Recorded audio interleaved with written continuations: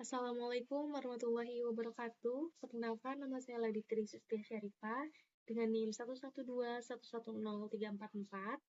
Video ini saya buat untuk memenuhi tugas ujian akhir semester atau UAS dari mata kuliah Akuntansi Manajemen. Materi yang akan saya bacakan pada hari ini yaitu terkait Activity Based Costing atau ABC. Nah, yang pertama ada tujuan pembelajaran. Tujuan pembelajaran dari ABC ini yaitu untuk memahami konsep dasar Activity Based Costing atau ABC, membedakan ABC dengan metode tradisional, kemudian mengetahui langkah-langkah penerapan ABC, melakukan analisis biaya menggunakan ABC, kemudian mempelajari studi kasus penerapan ABC. Baik, yang pertama di sini adalah pengertian dari Activity Based Costing atau ABC. Definisi ABC yaitu metode pengalokasian biaya berdasarkan aktivitas yang menyebabkan biaya. Fokus utamanya yaitu menghubungkan biaya secara langsung dengan aktivitas yang menimbulkannya. Definisi lain, ABC merupakan sebuah metode akuntansi yang mengidentifikasi dan menetapkan biaya untuk aktivitas overhead dan kemudian menetapkan biaya tersebut untuk produk.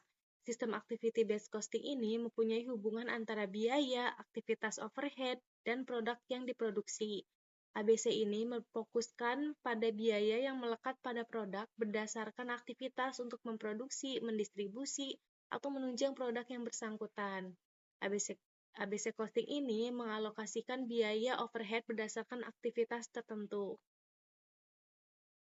Untuk perbedaan accounting tradisional dengan ABC costing, yaitu traditional system memiliki tujuan inventory level, sedangkan ABC costing sebagai product costing. Untuk traditional system, ruang lingkupnya yaitu tahap produksi, untuk ABC costing, ruang lingkupnya tahap desain, produksi, dan tahap pengembangan.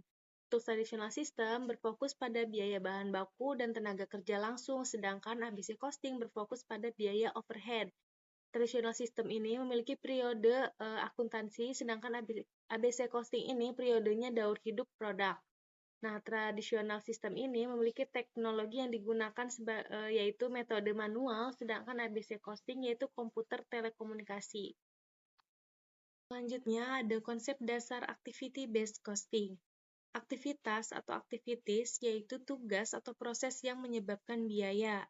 Kemudian cost driver merupakan faktor yang mempengaruhi besarnya biaya suatu aktivitas. Kemudian ada cost pool yaitu total biaya yang dialokasikan untuk suatu kelompok aktivitas. Nah, untuk kelebihan dari activity based costing ini yaitu yang pertama, lebih akurat dalam pengalokasian biaya, yang kedua mengidentifikasi aktivitas tidak bernilai tambah, yang ketiga membantu pengambilan keputusan strategis. Untuk kelemahannya yaitu membutuhkan data yang lebih rinci dan proses penerapan yang lebih kompleks dan memakan waktu. Langkah-langkah dalam penerapan activity based costing, yang pertama, identifikasi aktivitas, yaitu dengan mengidentifikasi aktivitas utama dalam suatu proses. Yang kedua, penentuan cost driver, yaitu menentukan faktor penyebab dari biayanya. Yang ketiga, pengelompokan biaya atau cost pool, yaitu mengelompokkan biaya berdasarkan aktivitas.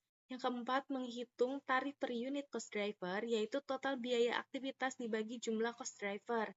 Yang kelima, mengalokasikan biaya, yaitu mengalokasikan biaya berdasarkan dengan penggunaan cost driver.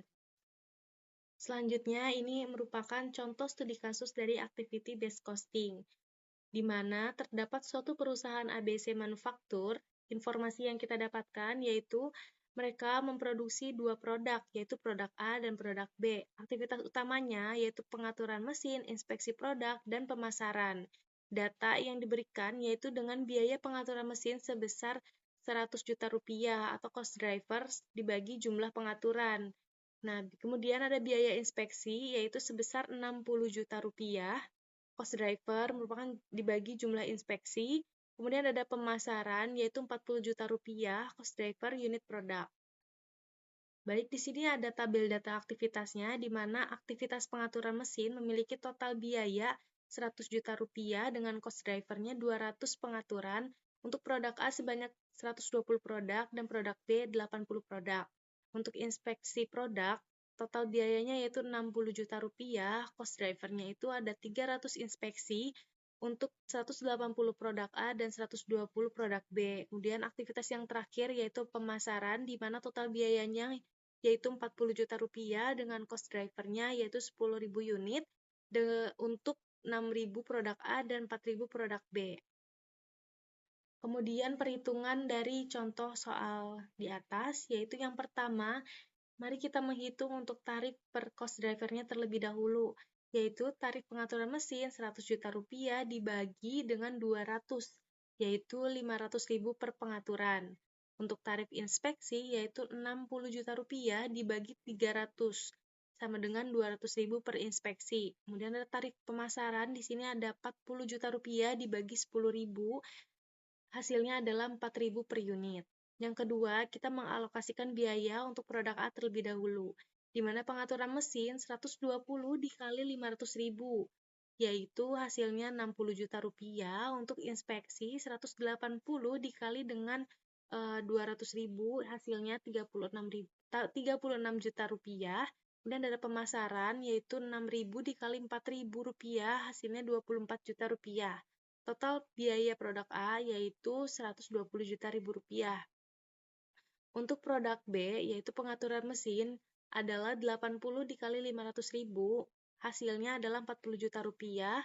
Untuk inspeksi, yaitu 120 dikali 200 sama dengan 24 juta rupiah. Kemudian ada pemasaran 4.000 dikali 4.000 rupiah sama dengan 16 juta rupiah. Total biaya produk B adalah 80 juta rupiah. Kemudian di sini ada analisis dan kesimpulan. Jadi, biaya produk lebih akurat menggunakan ABC. Produk A lebih mahal karena lebih sering menggunakan aktivitas. ABC membantu manajer lebih memahami aktivitas yang bernilai tambah. ABC sebagai solusi alokasi biaya yang lebih tepat, kemudian penting untuk memahami aktivitas yang bernilai tambah. Penerapan ABC dapat meningkatkan efisiensi dan profitabilitas. Baik, sekian video pemaparan materi ABC dari saya. Kurang lebihnya mohon maaf. Wassalamualaikum warahmatullahi wabarakatuh.